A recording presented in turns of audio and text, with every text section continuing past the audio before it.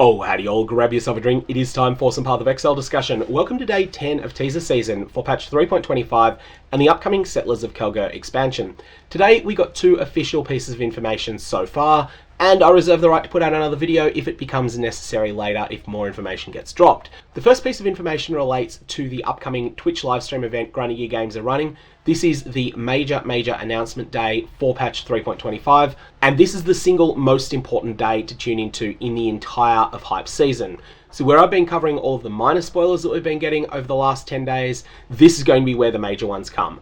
There is a countdown timer on the PathOfExile official website, linked down in the description below. It's going to be run over on Twitch, and the full details are in this announcement, which I'll put a link to this article down below. The most important thing to know here, though, is that Grinding Games are doing a free MTX promotion. This is something that they do every league now, and essentially from their point of view, the intention is they want to get everyone that's an enfranchised PathOfExile player tuning into Twitch at the same time, so that then the game rockets up to the top of Twitch, and then a whole bunch of people that have never heard of it decide, oh, I'm going to check this out. That's their intention. In order to sweeten the pot and make that work better, they give out a free MTX every now and again. Now, the Corsair back attachment is something that you'll be able to get through this promotion.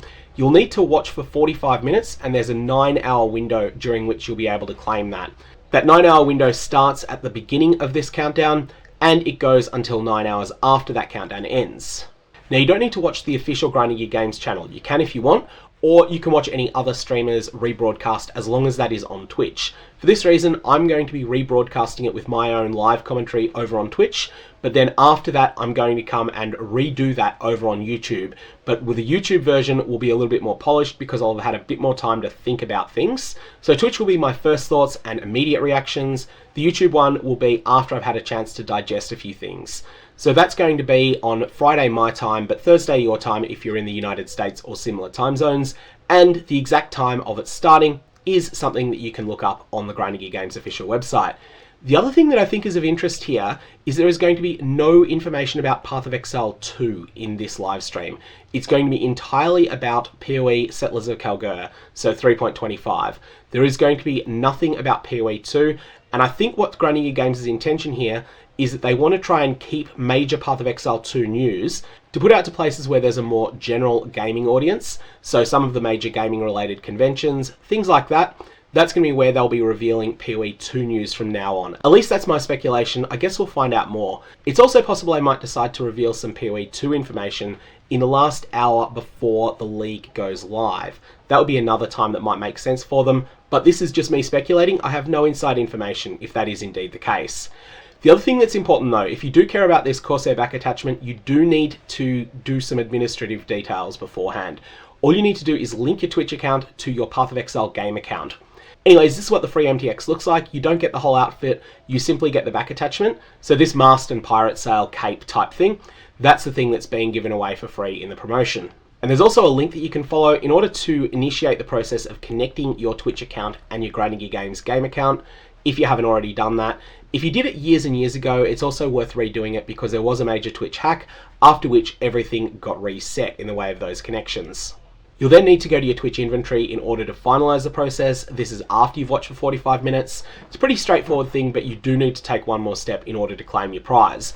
Important to note that there will be bad actors that are sending out messages saying, here's a shortcut to claim your drops on the day. Do not follow that, just block and report them. They are scammers who are trying to compromise your Twitch account. The problem of bad actors on the internet.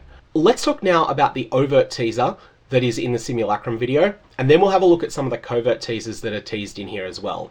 So the overt teaser is the changes that are happening to the mechanics of the Simulacrum. The Simulacrum is a unique map-like event that was introduced during Delirium League.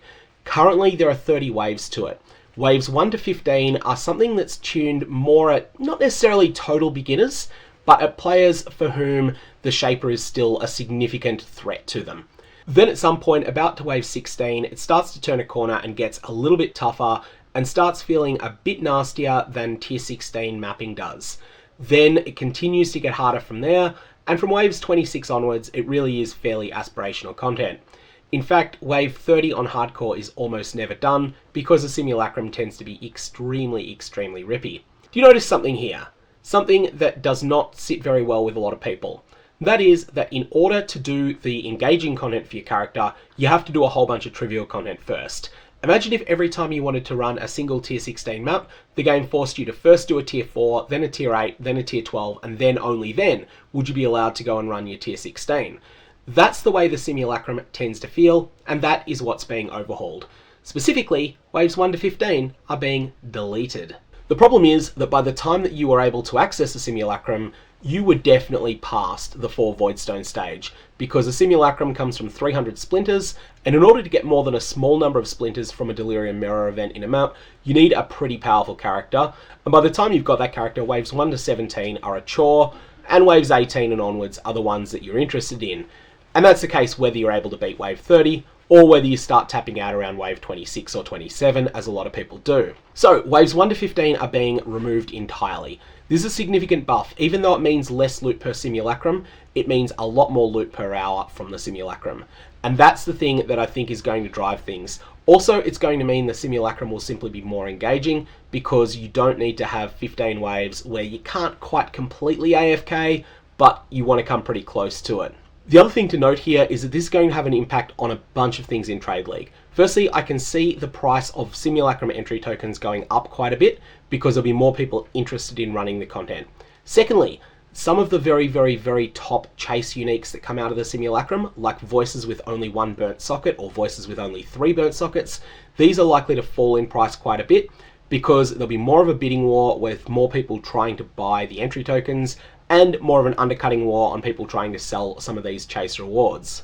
That said, Voices 1 and Voices 3 will remain chase items. It's just a question of how chase they end up being in the future. Another open question is what exactly happens to the Adorned. If the Adorned stays exactly as it is, then there'll still continue to be enormous demand for Voices 1. If the Adorned ends up getting any nerfs, then that may end up not being the case. But I did say that there's covert teasers hidden in this as well. The first thing to note is that this is a bleed-based character, and this bleed-based character is using a Diamond Flask. This is not something that would be realistically done in current PathOfExile at all.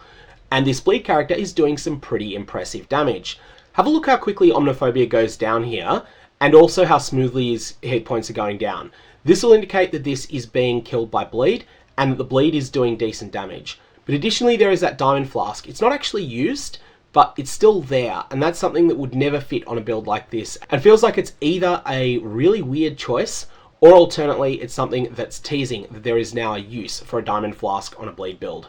So here we go. Boom, boom, boom. No Diamond Flask use is ever taken, but it's still the case that Omniphobia is going down pretty fast. The other thing you can see from this fight is that the Rage Bar is going up in multiples of 2 rather than in multiples of 1. This does not fit with any mechanics that I'm aware of for rage generation in the game at the moment. It's also noticeable that the support gems that are attached to Lacerate do not include a lowercase g, which indicates that there is probably not rage support being used here. Anyways, that's everything I've been able to find in this, with the exception of yet another dead totem. If there's anything else that you've found in this video, definitely let me know down in the description below. Otherwise, I'm going to leave it there. May your Varlobs have interesting results, and may your Simulacrum runs be short, intense, fun, and lucrative.